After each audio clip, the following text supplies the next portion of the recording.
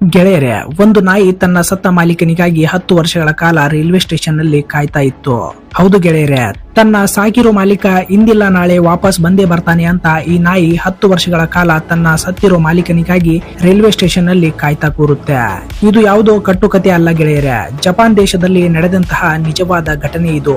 ಬನ್ನಿ ಗೆಳೆಯರೆ, ನಿಯತ್ತಿಗೆ ಮತ್ತೊಂದು ಹೆಸರಾಗಿರೋ ಈ ನಾಯಿಯ ಸ್ಟೋರಿಯನ್ನ ನೋಡೋಣ. ಗೆಳೆಯರೆ, ಈ ನಾಯಿಯು 1923ರಲ್ಲಿ ಓಡಿಟ್ ಎಂಬ ಊರಲ್ಲಿ ಜನಿಸುತ್ತೆ.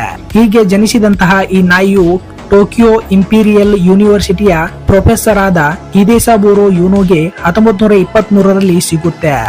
ಆಗ ಈತ ಈ ನಾಯಿಯನ್ನ ತನ್ನ ಮನೆಗೆ ತಗೊಂಡು ಬರ್ತಾನೆ. ಈ ನಾಯಿಯನ್ನ ತುಂಬಾ ಪ್ರೀತಿಯಿಂದ ಸಾಕಲಿಕ್ಕೆ ಶುರು ಮಾಡ್ತಾನೆ. ಈ ನಾಯಿಗೆ ಹಚ್ಚಿಕೋ ಅಂತ ಹೆಸರು ಕೂಡ ಇಡ್ತಾನೆ. ಈತ ಈ ನಾಯಿಯನ್ನ ಎಷ್ಟೊಂದು ಹಚ್ಕೊಂಡಿರ್ತಾನೆ ಅಂದ್ರೆ ಈತ ಎಲ್ಲಿಗೆ ಹೋದ್ರೂ ಕೂಡ ಈ ನಾಯಿಯನ್ನ ತನ್ನ ಜೊತೆನೆ ಕರ್ಕೊಂಡು ಹೋಗ್ತಾನೆ. ಈ ನಾಯಿನೂ ಕೂಡ ಅಷ್ಟೇ, ಈತನನ್ನ ತುಂಬಾನೇ ಹಚ್ಕೊಂಡಿರುತ್ತೆ. ಪ್ರೊಫೆಸರ್ ಯುನೋ ದಿನಾಲು ಪಾಠ ಮಾಡೋಕೆ ಶಿಬುಯಾ ರೈಲ್ವೆ ಸ್ಟೇಷನ್ ನಿಂದ ಟೋಕಿಯೋಗೆ ಹೋಗ್ಬೇಕಾಗಿರುತ್ತೆ. ಹೀಗೆ ದಿನಾಲು ಮನೆಯಿಂದ ರೈಲ್ವೆ ಸ್ಟೇಷನ್ ಗೆ ಹೋಗುವಾಗ ಈ ಹಚ್ಚಿಕೋ ನಾಯಿ ತನ್ನ ಮಾಲೀಕನನ್ನ ರೈಲ್ವೆ ಸ್ಟೇಷನ್ ವರೆಗೂ ಬಿಡೋಕೆ ಹೋಗುತ್ತೆ. ಅಷ್ಟೇ ಯಾಕೆ, ಸಂಜೆ ಆದ ಕೂಡಲೇ ಈ ನಾಯಿ ಮತ್ತೆ ರೈಲ್ವೆ ಸ್ಟೇಷನ್ ಗೆ ಹೋಗಿ ತನ್ನ ಮಾಲೀಕ ಬರೋವರೆಗೂ ಅಲ್ಲೇ ರೈಲ್ವೆ ಸ್ಟೇಷನ್ ನಲ್ಲಿ ಕಾಯ್ತಾ ಕೂರುತ್ತೆ. ಹೀಗೆ 1 ವರ್ಷಗಳ ಕಾಲ ನಡೆಯುತ್ತೆ. ಪ್ರೊಫೆಸರ್ ಯುನೋ ಅವರು ಯೂನಿವರ್ಸಿಟಿಯಲ್ಲಿ ಕೆಲಸ ಮಾಡ್ತಾ ಇರಬೇಕಾದ್ರೆ ಬ್ರೈನ್ ಟ್ಯೂಮರ್ ಆಗಿ ಸಾವನ್ನಪ್ತಾರೆ.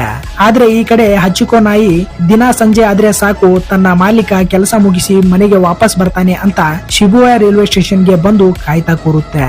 ಗೆಳೆಯರೆ, ನೀವು ನಂಬಲ್ಲ, ಈ ಹಚ್ಚಿಕೋ ನಾಯಿ ಹೀಗೆ ತನ್ನ ಮಾಲೀಕನಿಗಾಗಿ ಬರೋಬ್ಬರಿ 10 ವರ್ಷಗಳ ಕಾಲ ರೈಲ್ವೆ ಸ್ಟೇಷನ್ ಅಲ್ಲಿ ಕಂಟಿನ್ಯೂಸ್ ಆಗಿ ಕಾಯ್ತಾ ಕೂರುತ್ತೆ.